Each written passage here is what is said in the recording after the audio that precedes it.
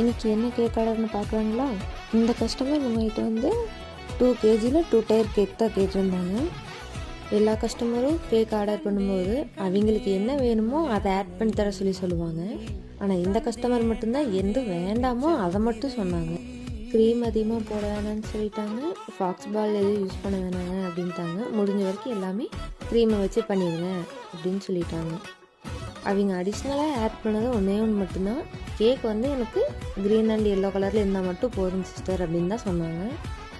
Cake flavour design எல்லாமே நீங்களே பார்த்து போட்டுருங்க, நீங்கள் எது போட்டாலும் எங்களுக்கு ஓகே தான் அப்படிங்கிற மாதிரி சொல்லிட்டாங்க. இவங்க இருக்கிறதுலையே ரொம்ப கஷ்டமான விஷயம் அதுதான்.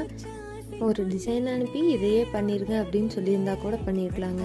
ஆனால் நீங்களே பண்ணிடுங்கன்னு சொன்னாங்களே, அதை பண்ணி முடிக்கிறதுக்குள்ளே இருக்கே ஒரு கஷ்டம். சரி ஓகேன்னு சொல்லி 2 கேக்கையும் க்ரம் கோட் பண்ணி ஃப்ரிட்ஜில் வச்சுட்டாங்க. கேக் கம்ப்ளீட் பண்ணதை நம்ம நெக்ஸ்ட் வீடியோவில் பார்க்கலாங்க.